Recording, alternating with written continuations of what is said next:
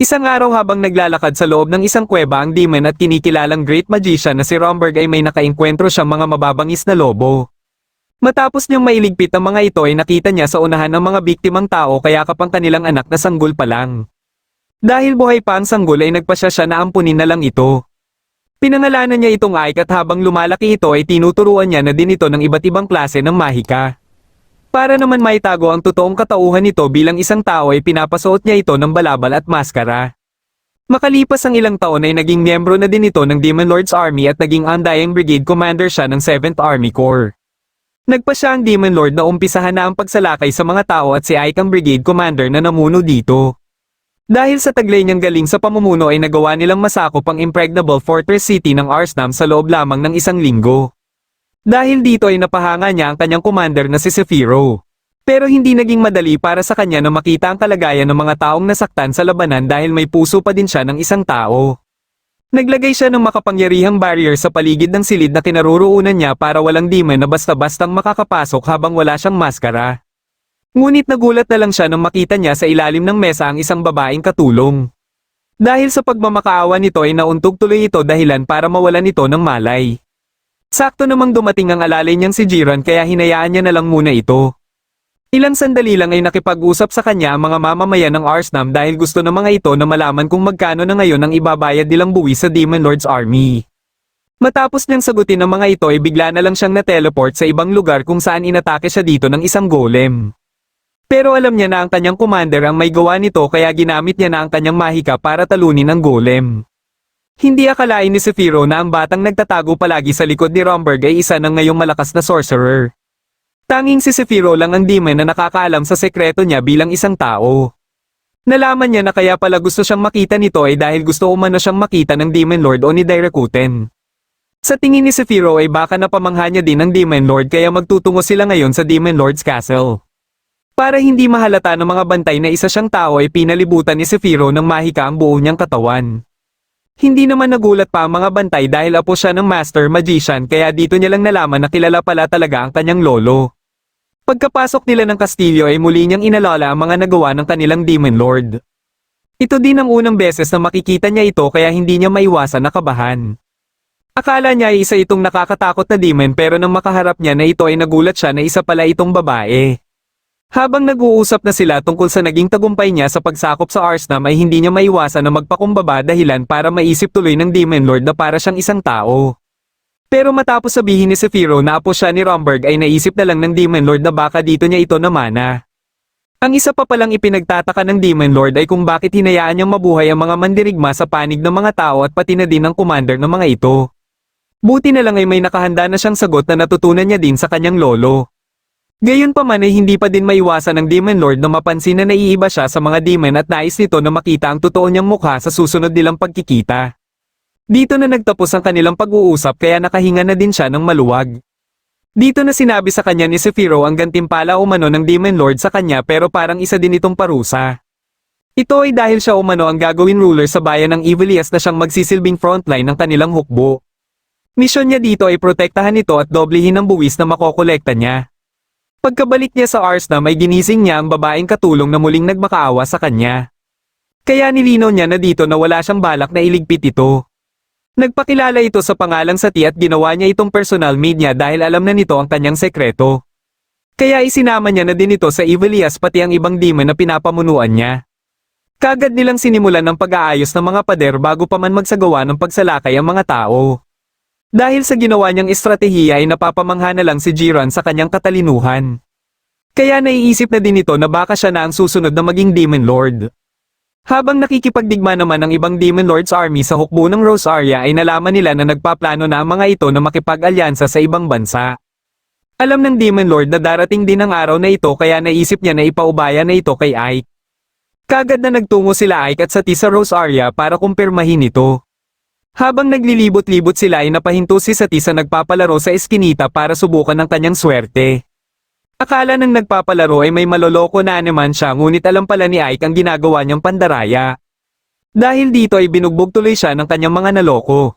Nang ipinagpatuloy na nila Ike ang pagmamasid ay napansin niya na parang nagmamadali ang mga kawal kaya naisip niya na baka totoo nga ang Alliance of Kings. Ilang beses na din itong ginagawa ng mga tao at tuwing ginagawa nila ito ay napipilitan ng mga demon na umatras at bumalik sa Doberberg. Nababahala naman si Sati sakaling abandonehin siya ni Ike dahil kahit maging malaya siya sa kamay ng mga demon ay babalik naman siya sa pagiging alipin katulad ng mga bata na nakakulong. Sinabi na lang ni Ike na wala itong dapat ipag-alala dahil ang kanilang Demon Lord ang siyang pinakamatalino at pinakamalakas na demon sa kasaysayan. Magpapatuloy na sana sila nang may tumawag sa kanila at ito ay ang nagpapalaro kanina. Gusto nito na makapaghiganti kay Ike at para na din makuha si Sati. Matapos makita ni Ike na walang ibang tao sa paligid ay dito na siya gumamit ng kanyang kapangyarihan. Katapos ay ginamit niya ang Ice Spear para hindi na makagalaw ang mga ito. Sinamantala niya ang pagkakataon na ito para magtanong tungkol sa pagiging aktibo ng mga kawal sa syudad.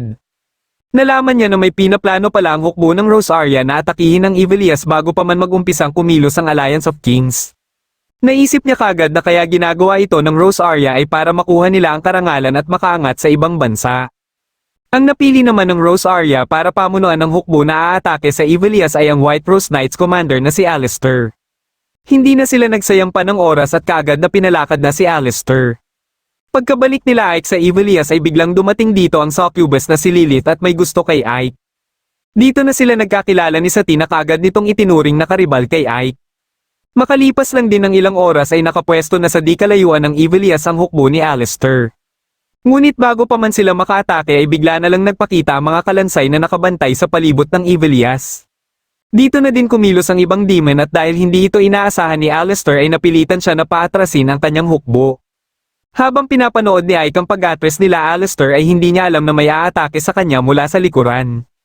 Hindi niya na ito nailagan at kaagad siyang nawalan ng malay.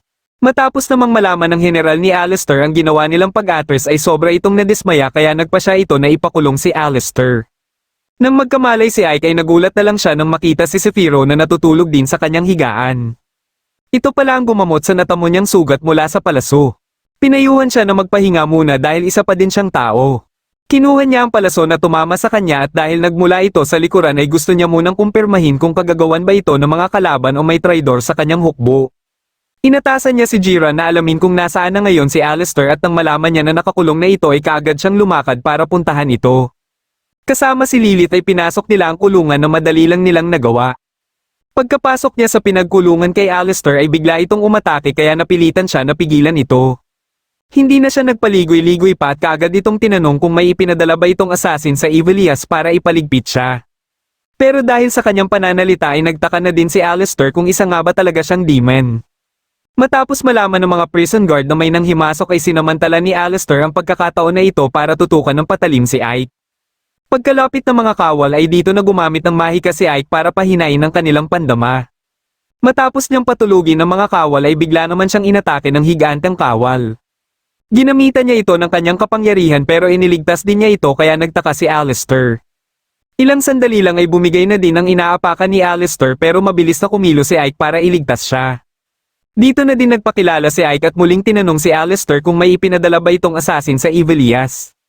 Ngunit hindi pa din sumagot si Alistair kaya gumamit na si Ike ng mind reading. Ilang sandali lang ay dumating dito si Lilith at nang matapos si Ike ay umalis din sila kagad.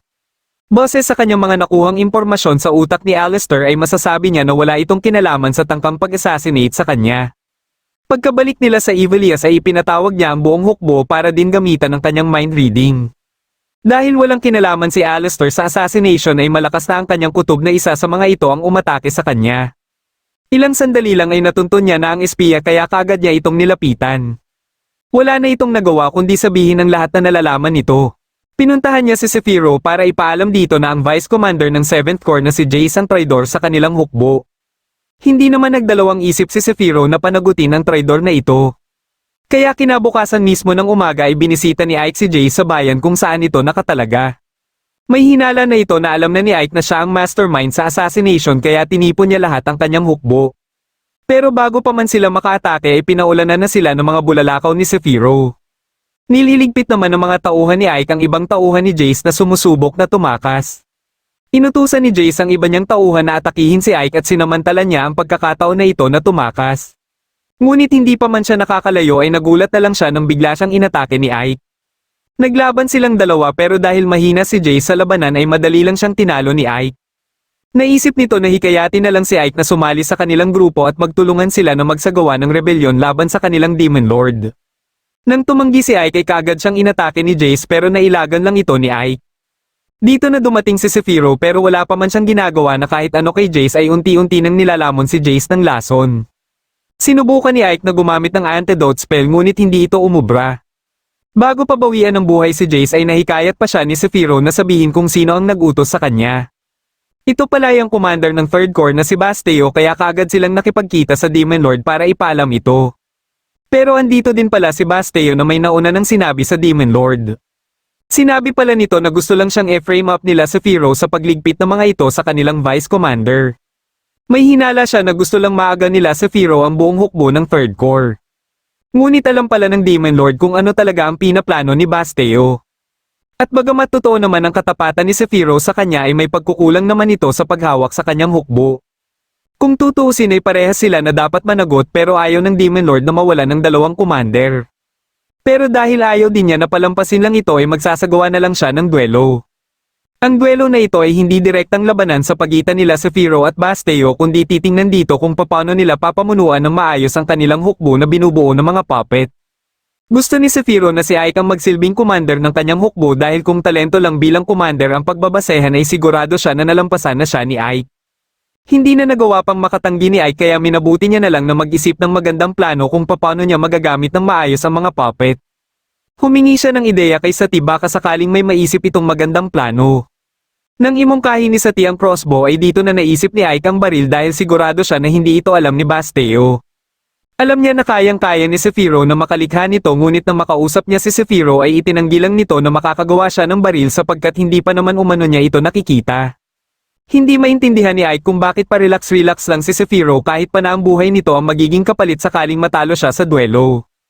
Pagsapit ng gabi matapos niyang maligo ay bigla na lang nagpakita sa kanya ang Demon Lord. May dala ito na pinabuksan sa kanya at ito pala ay mga baril. Alam pala nito na nangangailangan siya ng mga baril at alam din nito na siya si Ike. Sinubukan pa niyang itanggi na siya si Ike ngunit ayon sa Demon Lord ay si Romberg umano mismo ang nagsabi dito pati na din ang pagiging tao niya. Nagtaka siya kung bakit hindi siya pinaligpit kaya sinabi na din ng Demon Lord na ito ay para tuparin niya ang pangarap nito. Malaki ang tiwala nito na taglay niya ang kakayahan para matupad ang pangarap nito. Pagsapit ng araw ng duelo ay napansin ni Ike ang suot na armor ng mga puppet ni Basteo. Ayon kay Basteo ay regalo umano ito ng Demon Lord dahil siguro gusto talaga ng Demon Lord na siya ang manalo sa kanila ni Ike. Dahil dito ay napaisip si Ike kung gusto lang ba ng Demon Lord ng patas na laban o gusto lang siyang subukan ito.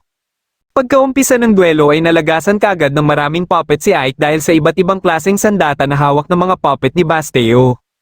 Akala ni Basteo ay sigurado na ang kanyang panalo ngunit nagulat na lang siya nang pinagamit na ni Ike sa kanyang mga puppet ang mga baril. Gamit ito ay mabilis na naubos ang buong hukbo ni Basteo dahilan para si Ike ang tanghaling panalo sa duelo. Pagkalapit ng Demon Lord kay Basteo ay pinapili si Basteo kung siya na lang ba ang magliligpit sa kanyang sarili o ang Demon Lord na ang gagawa nito. Pero may ibang pinaplano na pala si Basteo at dito niya na pinaatake ang kanyang alagad sa Demon Lord. Kahit napigilan ito ng Demon Lord ay may kasama pala itong pampasabog at dito na din sumabog ang iba't ibang bahagi ng arena. Maliban dito ay isa-isa ding pinaligpit ni Basteo ang mga demon na nagbabalak pang lumaban. Kampante si Basteo na di magtatagal ay siya na ang hihiranging bagong Demon Lord. Inalok pa niya si Ike na sumuko na lang din at bibigyan pa niya ito ng magandang posisyon. Ngunit tumanggi lang si Ike dahil alam niyang kahit minsan ay hindi magiging Demon Lord si Basteo. Dahil dito ay pinaumpisahan na ni Basteo na paatakihin kay Ike ang kanyang mga alagad. Kahit sobrang dami ng mga ito ay hindi man lang nila magawang makapatama ng maayos kay Ike. Wala silang magawa sa mga binibitawang atake ni Ike dahilan para unti-unti lang silang nababawasan. Ilang sandali lang ay sinugod na mismo ni Ike si Basteo na siyang ikinagulat na lang ni Basteo. Gayunpaman ay hindi pa din ito naging sapat para tuluyang iligpit si Basteo. Muli nitong pinaatake kay Ike ang mga alagad nito sa pagbabakasakali na maubusan na ng mahika si Ike. Dahil hindi tumatalab sa mga undead ang dark magic ay dito na nagpasya si Ike na gumamit ng white magic. Gamit ito ay mabilis lang nalulusaw ang mga undead dahilan para mabahala si Basteo. Susubukan pa sana ng isa nitong alagad na punteryahin si Ike ngunit napigilan na ito ni Sephiroth. Dito na din nagsidatingan ng hukbo ng 7th Army Corps para kalabanin ng hukbo ni Basteo. Bigla ding nagpakita dito ang Demon Lord na siyang ikinagulat ni Basteo. Binigyan nito ng pagkakataon si Basteo na kung matalo nito si Ike ay hindi niya na ito ililigpit. Dahil kampante si Basteo na matatalo niya si Ike ay kaagad niyang inumpisahan ng pag-atake kay Ike. Paulit-ulit siyang umatake habang si Ike naman ay gumagamit lang ng barrier para sanggain ito. Pagka-atake niya ng dark magic ay tinapatan nito ni Ike ng white magic kaya nagulat na lang siya nang maluso ang kanyang kamay. Napaisip na lang si Zephyro kung kailan pa ito natutunan ni Ike habang ang Demon Lord naman ay hindi na masyadong nagulat. Pagkasugod muli ni Basteo ay dito na sinira ni Ike ang gamit nitong espada. Muli itong gumamit ng dark magic kaya tinapatan ito muli ni Ike ng white magic. Dahil napuruhan ito ni Ike sa katawan ay dito na ito tuluyang natalo. Ilang sandali lang ay lumapit kay Ike ang Demon Lord para alokin siya na maging commander ng 3rd Army Corps. Dahil hindi pa makasagot si Ike ay binigyan siya ng oras ng Demon Lord na makapag-isip. Kinabukasan ay kinausap ni Zephyro ang Demon Lord para tutulan ang inalok nito kay Ike. Ayaw ni Zephyro na mawala sa kanyang hukbo si Ike at siya dapat ang masusunod dahil sa kanya ito nagsisilbi. Dumating dito si Ike para sabihin na sa Demon Lord ang kanyang desisyon. Sa ngayon ay ayaw niya munang tanggapin ang posisyon dahil sa tingin niya ay marami pa siyang dapat na matutunan kay Zephyro. Dahil wala ng Vice Commander si Zephyro ay itinalaga na nito si Ike bilang Vice Commander niya. Makalipas ang ilang araw ay nagsimula ng kumilos ang Alliance of Kings at walang kahirap-hirap nilang tinalo ang Second Corps na sinusubukang sakupin ng Alesta. Kilalang magagaling na mga mandirigma ang mga miyembro ng Second Corps pero mabilis lang silang tinalo. Matapos itong mabalitaan ni Jiran ay kaagad niya itong ipinaalam kay Ike. Malakas ang kutob ni Ike na siguradong isusunod na ng Alliance of Kings na salakayin ng Ivalias. Dahil kung matalo sila ay madali na lang para sa mga kalaban na mabawi ang Arsnam. At kung mangyari ito ay mapipilitan na naman ng Demon Lord's Army na bumalik sa Doberberg. Sa isip-isip ni Ike ay hindi na din matutupad pa ang kanyang pangarap na makalikha ng bayan kung saan magkakasamang naninirahan ng mga tao at mga demon. Pero may naiisip na siyang paraan para tapatan ng Alliance of Kings at ito ay gagamit sila ng mga baril. Ngunit may problema naman sila dito dahil ayon kay Fiorentina ay nasisira kagad ang kanilang mga nilikha matapos lang ang isang putok. Iminungkahi naman ni Zephyro na gumamit na lang sila ng mahika pero hindi sang-ayon dito si Ike dahil malaki ang may dudulot na pinsala ng mahika. Dito na iminungkahi ni Fiorentina na mas makakabuti kung humingi na sila ng tulong sa mga dwarves na siyang kilala pagdating sa metalwork. Matapos silang matalo sa mga tao ay nagkawatak-watak sila at para matipon sila ay kailangan nilang mailigtas ang Dwarf King na si Gunther na kasalukuyang nakakulong sa Ismath Kingdom. Muli namang inalala ni Gunther ang araw nung inatake sila ng hukbo ng Ismath Kingdom. Sa kagustuhan niyang mailigtas ang kanyang anak na si Batsen ay napilitan siya na sumuko dahilan para magamit ng Ismath Kingdom ang talento nila. Ilang sandali lang ay dumating si Lilith para ilabas siya dito at dalhin sa Ivalias. Nagtataka siya kung bakit nililigtas siya ng isang demon at dahil sobrang dami ng kanyang mga tanong ay pinatulog na lang siya ni Lilith. Pagkadating ni Jiran ay kaagad silang umalis bago pa sila maabutan ng ibang bantay. Ngunit pagkalabas nila ay nandito pala ang maraming kawal ng Ismath Kingdom. Dahil inatasan sila ni Ike na iwasan ng pakikipaglaban ay tumakbo na lang sila. Buti na lang ay andito din si Ike para tulungan sila kaya matagumpay silang nakaalis dito. Nang magkamalay si Gunther ay kinausap siya kagad ni Ike. Hindi na nagpaligoy-ligoy pa si Ike at sinabi niya na ang rason kung bakit niya ito inilabas ng kulungan. Matapos makita ni Gunther ang baril ay kinumpirma niya na kaya niya itong magawa. Pero ayaw niyang maging alipin ng mga demons at mas nanaisin niya na lang na masawi. Dahil dito ay pinasama ito ni Ike sa labas para ipakita ang pagkakaisa ng mga demon at mga tao. Kung papayag umano siya sa alok ni Ike ay hihilingin ni Ike sa Demon Lord na buuin muli ang Dwarf Kingdom. Hindi naman kagad naniwala si Gunther sapagkat hindi mabubuo ang isang kaharian kung wala din ang mga naninirahan dito. Dito na siya dinala ni Ike sa shop kung saan andito ang mga dwarves pati na din si Batsen. Matapos niyang malaman ang ginawa nila Ike sa kanyang mga kalahi ay nagpasya na siya na tanggapin ang alok ni Ike. Kagad namang nalaman ng Ismath Kingdom ang pagkakatakas ni Gunther sa tulong ng mga demons. Pero hindi na ito inintindi masyado ng general dahil wala din namang silbi si Gunther. Sa halip ay pagtutuunan na lang nila ngayon ang pagsalakay na sa Ivalias. Dahil sa tulong ng mga dwarves ay mabilis na nakapag-ipon ng maraming baril sila Ike. Isa-isa na ding nagsidatingan ng ibang demon ng 7th Army Corps para tumulong sa kanila na depensahan ng Ivalias. Dahil si Ike na ang Vice Commander at naatasan ni Zephyro na mamuno sa magaganap na labanan ay kailangan sumunod sa kanya ang ibang Brigade Commander. Hindi ito naging problema sa ibang Brigade Commander lalo na nalaman nila ang pagtalo ni Ike sa dating Commander ng 3rd Corps. Makalipas ang ilang araw ay dumating na ang hukbo ng Alliance of Kings. Dahil dito ay kaagad ding pinaghanda ni Ike ang kanilang hukbo. Nang pinaatake na ng Alliance of Kings ang kanilang first squad ay sinabayan nila ito ng catapult at balista. Pero hindi umubra ang mga ito dahil sa bright barrier ni Ike. Muling pinaatake ng general ang mga catapult at balista pero nasangga pa din ito ni Ike. Pero sa ikatlong subok nila ay dito na nila ginamit ang kanilang mga salamangkero para kontrahin ang bright barrier. Akala nila ay madali na silang makakapasok ng Evilias ngunit nakahanda na pala ang ibang demon para pigilan sila. Pero dahil naman sa kanilang bilang ay pinipilit na ng iba na makaakyat ng pader. Boses sa nakikita ng Assistant General ay di magtatagal at bibigay na din ang depensa nila Ike. Pero gusto ng General na tapusin kaagad ang labanan para makapaghapunan sila ng tahimik. Para magawa ito ay gagamit sila muli ng catapult na siyang ikinagulat ng kanyang assistant dahil madadami ang kanilang mga kawal. Sa huli ay ang general pa din ang nasunod dahilan para hindi lang ang mga demon ang mapuruhan kundi pati din ang mga kawal ng alyansa. Dahil nagkaroon na ng butas ang pader ay dito na pinaatake ng general ang second squad. Pero hindi sila basta-basta nakapasok ng Evilias dahil may nakaabang ding mga demon para salubungin sila. Kaya minabuti ng general na paatakihin na din ang kanilang third squad. Dito na pinaatake ni Ike ang mga werewolf at kumilos na din ang mga riflemen sa pangunguna ni Jiron. Dahil dito ay napilitan na ang mga kalaban na umatras muna at saktong dito na din natapos ang oras ng mga werewolf. Bago pa makapasok sa Evilias ang ibang kalaban ay sinarado na ni Fiorentina ang butas gamit ang kanyang demon thorns. Dahil oras na nila Gomos na umatake ay lumikha na lang sila ng panibagong butas. Boses sa naging takbo ng labanan ay naayon lahat ang mga ito sa plano ni Ike. Nang matapos na sila Gomos ay kumilos naman ang hukbo ng mga fang beasts para punteryahin ng mga catapults at ibang siege weapons ng mga kalaban. Dahil sa dami nila ay wala nang nagawa ang mga kawal na nakatalaga dito.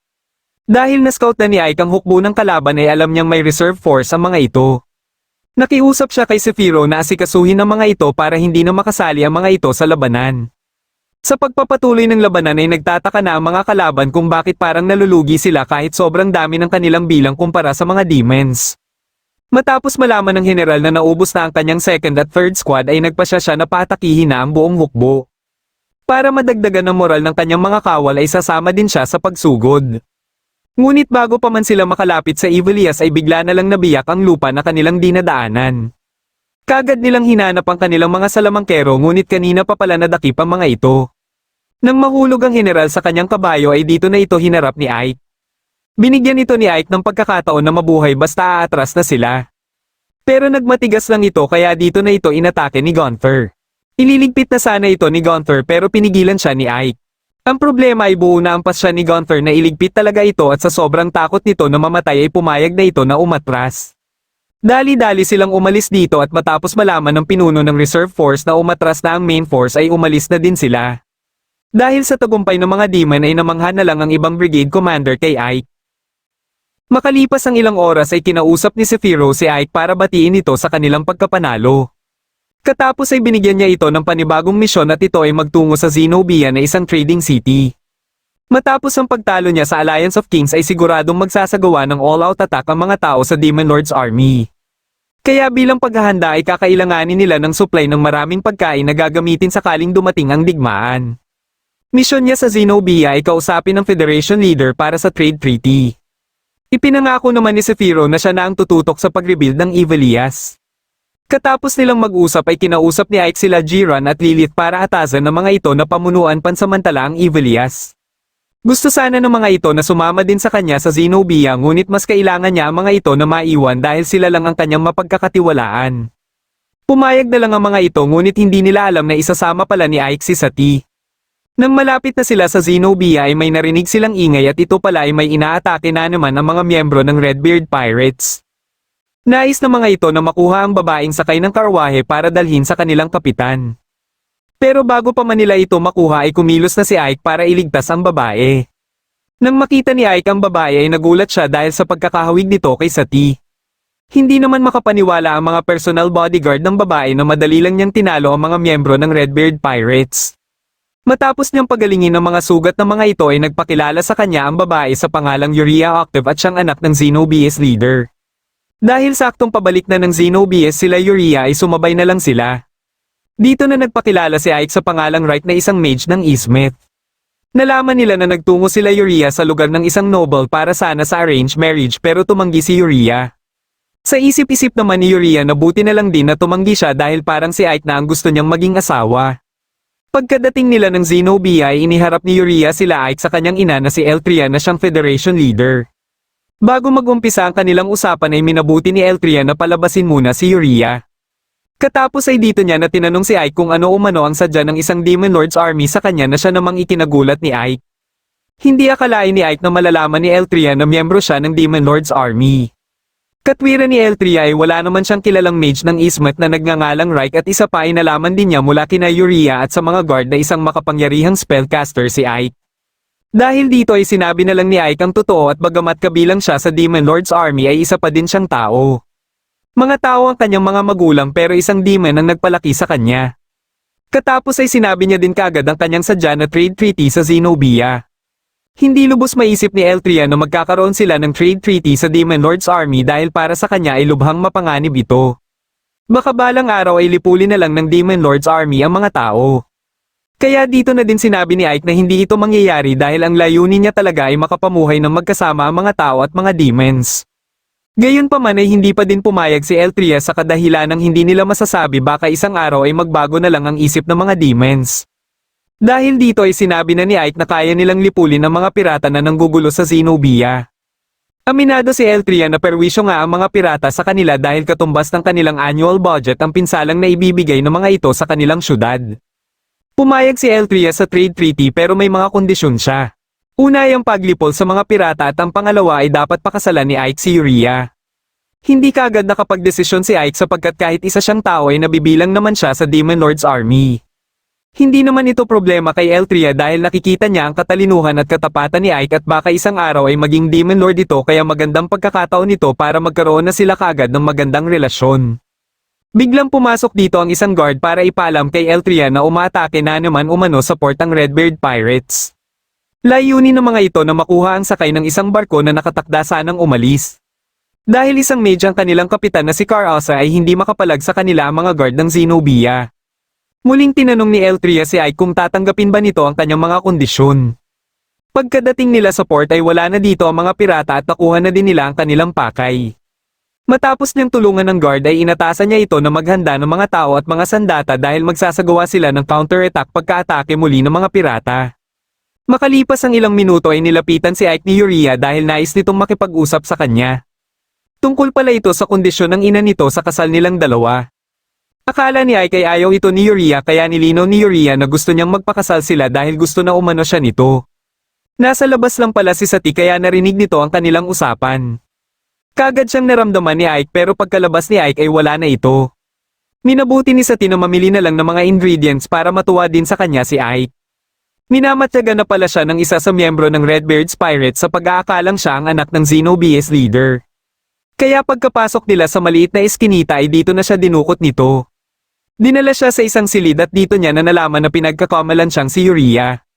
Sinubukan niyang tumakas habang tinatawag si Ike ngunit pagkalabas niya ng silid ay nagulat na lang siya dahil nasa loob pala siya ng barko at nasa gitna pa sila ng karagatan. Nakita siya ni Carasa at kahit sinabi ng nadakip sa kanya na siya ang anak ng Zenobia's leader ay nalaman kaagad ni Carasa na hindi siya si Yuria. Pero ayos lang ito kay Carasa dahil kailangan naman niya ng maid. Habang kinakausap na nila Eltria ang kasamang guard ni Sati ay pumasok si Ike para sabihan si Eltria na hahanapin niya si Sati at kailangan lang niya ng barko. Pumayag naman kaagad si Eltria at ipinagamit sa kanya ang bed-in. Matapos magbihis ni Sati ay naisa na ni Carasa na pagsilbihan siya nito bilang master. Pero mas gusto ni Sati na gawin lang ang gawain talaga ng isang katulong na katulad ng ginagawa niya kay Ike. Iminungkahi niya na magluluto na lang siya at pumayag naman dito si Carasa. Habang nasa kusina na siya at naghahanda ng kanyang lulutuin ay nag-isip siya ng paraan kung paano makakatakas dito. Ilang sandali lang ay may naisip siyang plano at humingi siya ng alak sa mga nakabantay sa kanya at sinabi niya lang na gagamitin niya ito na pampalasa sa niluluto niya. Nang maibigay na sa kanya ang alak ay ibinuhos niya ito sa kanyang niluluto dahilan para magliyab ito. Kaagad na lumapit ang mga nakabantay sa kanya at dito niya na sinamantala ang pagkakataon para buhusan din ng alak ang isa nang sa gayon ay maabala sila at magkaroon na siya ng pagkakataon na makatakas. Nang may makita siyang kandila ay ginamit niya ito para sunugin ang barko at para na din makapagbigay siya ng signal kay Ike kung nasaan sila. Ngunit makalipas lang din ng ilang minuto ay natunto na siya ng mga nakabantay sa kanya kanina.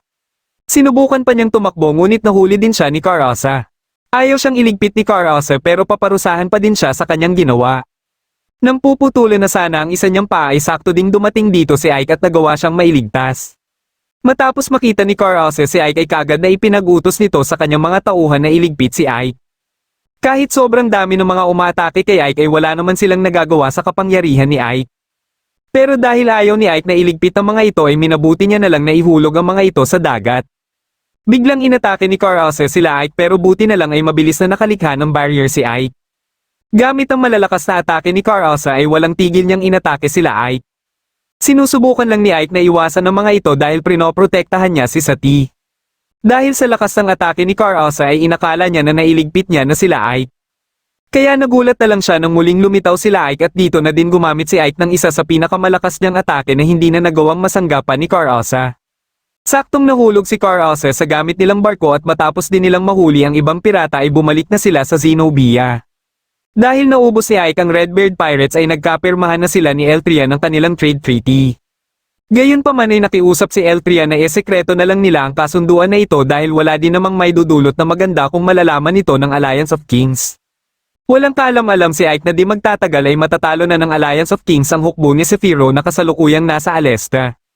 Nagkaroon ng pagtitipon sa Zenobia para maipakilala ni Eltria si Ike sa ibang noble bilang fiancé ni Uria.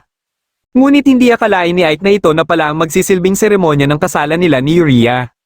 Habang nagrereklamo siya kay Eltria ay bigla na lang may kung anong pumasok na liwanag sa kinaroroonan nila. Ito pala yung Demon Lord na nais ng pabalikin si Ike dahil nanganganib na ang buhay ni Zephyro. Dahil sa dami ng mga kalaban at sa kakulangan na din ng supply ng pagkain ay hirap na sila Zephyro na pigilan ang hukbo ng Red Dragon Division na pinapamunuan ni Erodel. Kagad na bumalik sila Ike sa Ivalias gamit ang teleportation magic. Pagkapasok ni Jiran ay dito lang din nila nalaman na nagsagawa din pala ng pag-atake ang Alliance of Kings sa Ivalias. Pero buti na lang umano'y may isang babaeng demon ang tumulong sa kanila at matagumpay nitong napigilan ang hukbo ng Alliance of Kings.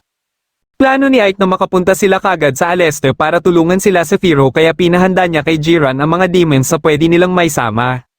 Ngunit dahil marami-rami din ang sugatan sa pag-atake ng Alliance of Kings at kailangan din nilang mag-iwan na magproprotekta sa Ivalias ay baka hindi naaabot sa 500 ang kanilang maisasama sa Alesta. Biglang pumasok si Gunther para sabihan si Ike na gusto din umano nilang sumama sa Alesta. Ayaw sana ni Ike na pumayag dahil wala namang kinalaman ng mga dwarf sa labanan ng mga demons at mga tao ngunit nagpumilit pa din si Gunther. Wala nang nagawa si Ike kundi pumayag na lang kaya dito na din nakiusap sa kanya ang mga tao na kung pwede ay nais din umano nilang tumulong.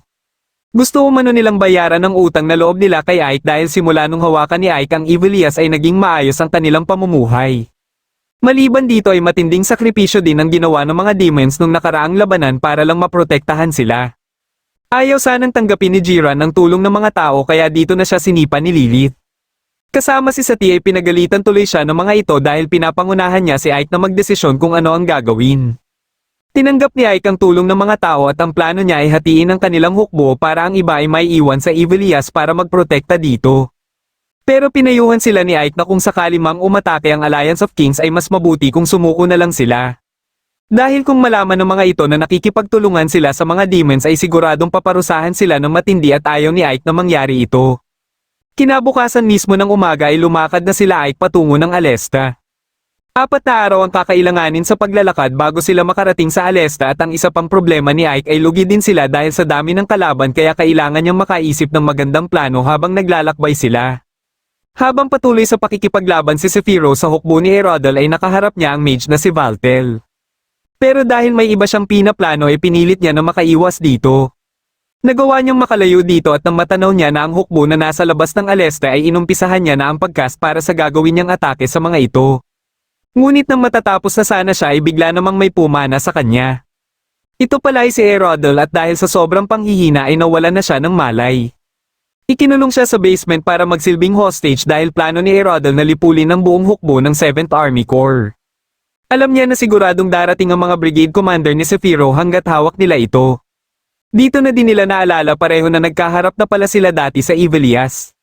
Naisip ni Zephyro na kung iniligpit niya sana noon pa si Erodel ay hindi niya sana mararanasan ng ganitong kahihiyan. Habang nagpapahinga naman sila Ike sa gitna ng kanilang paglalakbay ay sinasamantala nila ang pagkakataon na ito para sanayin ng mga tao sa paghawak ng baril. Maliban dito ay unti-unti ding binubuo ng mga dwarfs ang bago nilang sandata. Nang malapit na sila sa Alesta ay inatasan ni Ike si Jiran para magmatsyag sa Alesta. Ang kanilang gagawing plano sa pag-atake ay magbabase sa mga sasabihin ni Jiran. Pagkabalik ni Jiran ay may ipinaalam ito kay Ike at ito pala ay ang ginawang scarecrow nila Erodel gamit ang balabal at sombrero na pagmamayari ni Sephiroth. Pero dahil dito ay sigurado na si Ike na buhay pa din si Sephiroth. Matapos niyang malaman mula kay Jiran ang pangalan ng commander ng kalaban ay mas lumakas ang kanyang kutob sa posibilidad na ginagamit nito si Sephiroth na pain para sila na mismo ng mga brigade commander ang magtungo dito. Sa ngayon ay magsasagawa muna sila ng strategy meeting at gagawin nila ang pag-atake kinabukasan ng madaling araw. Pagsapit ng oras ng kanilang pag-atake ay inumpisahan ni Ike ang pag-atake gamit ang kanyang kapangyarihan. Kagad namang pinagtipon ni Erodel ang kanilang hukbo at ginamit ang kanilang mga katapult para umatake din. Habang pinagmamasdan ni Erodel ang hukbo nila Ike ay nagtaka siya kung bakit halos hindi gumagalaw ang mga ito na dapat ay sinusubukan na nilang iligtas si Sephiroth at ang ibang demons.